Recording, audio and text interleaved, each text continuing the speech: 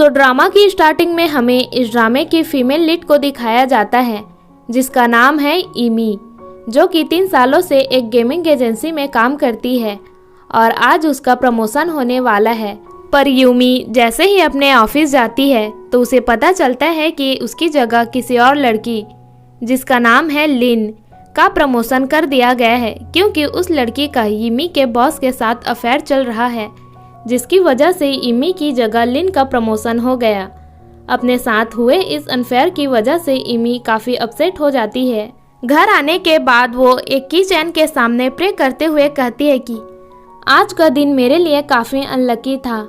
Please God, क्या आप मुझे उसी लड़के से मिलवा सकते हो जिससे मैं अपने स्कूल टाइम में मिली थी, क्योंकि मैं आज तक उस लड़के को नहीं भुला पाई हूँ।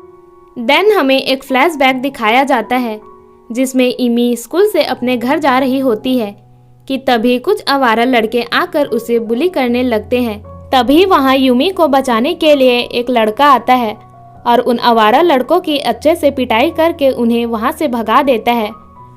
इस लड़के का नाम है युवान, जो कि हमारे इस ड्रामे का मेन लीड है।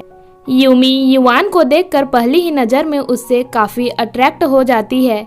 यहाँ युवान के बैग में वही की चैन लगा होता है जो कि अब यूमी के पास है, जिसके बाद वो सेफली यूमी को घर तक छोड़ने जाता है।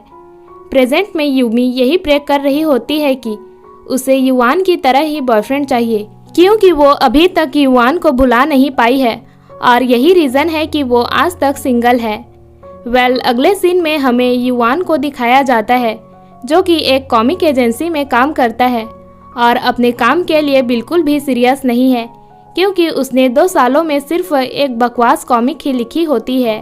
पर जब वो अपनी कॉमिक प्रेजेंट करता है तो उसके कंपनी के सीनियर्स को उसकी कॉमिक की स्टोरी काफ़ी पसंद आती है, जिससे खुद युवान भी काफ़ी शॉक हो जाता है। जिसके बाद युवान का बॉस उसे कॉमिक की स्टोरी पूरी करने को कहता है और बेचारा युवान उस कॉमिक की आगे की स्टोरी लिखते लिखते काफ़ी परेशान हो जाता है, क्योंकि उसे कुछ भी समझ नहीं आ रहा होता है कि वो अपनी स्टोरी में क्या लिखे, जिससे वो और भी ज़्यादा फ्रस्ट्रेटेड हो जाता है और गुस्से में रिमोट को टीवी के ऊपर फेंक कर मारता है।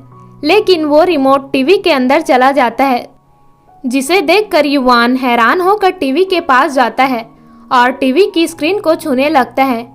एंड देन उसे छूते ही वो टीवी के अंदर चला जाता है।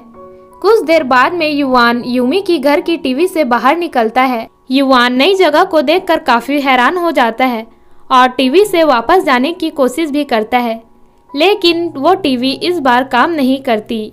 युवान यूमी के घर से बाहर आकर अपने घर जाने के लिए रास्ता खोज रहा होता है, पर तभी दूसरी ओर से अपने फ्रेंड के साथ मार्केट से वापस आ रही यूमी उसे अपने सामने देखकर एकदम शॉक हो जाती है और उसके हाथों से संतरे का थैला गिर जाता है।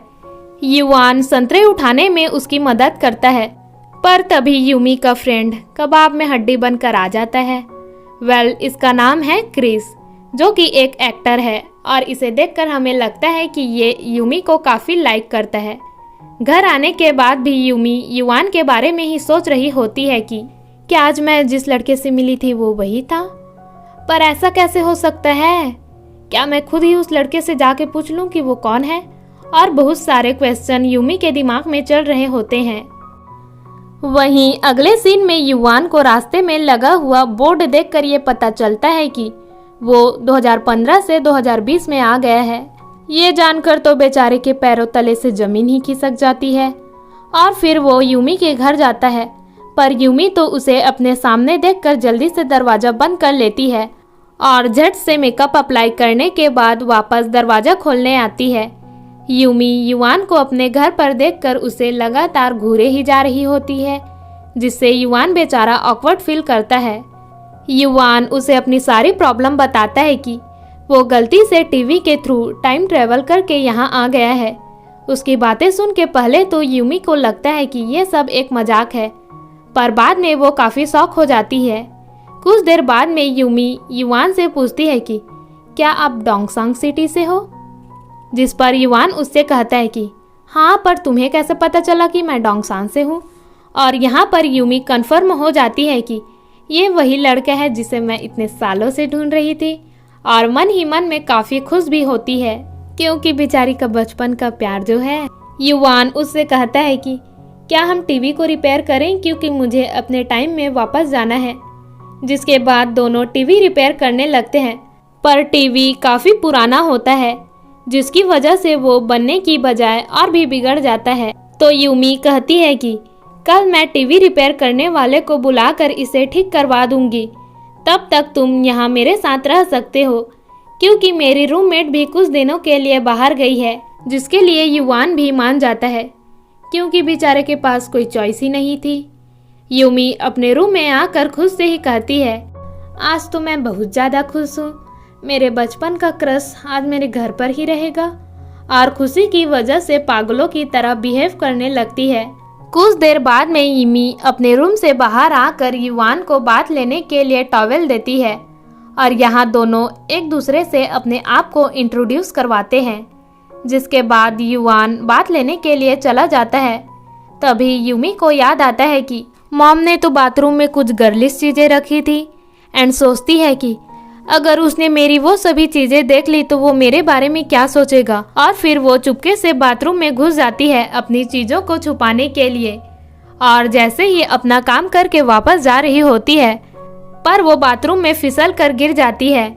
तभी युवान भी बात लेकर निकलता है और यूमी को वहाँ देखकर काफ़ी शौक होकर चिल्लाने लगता है।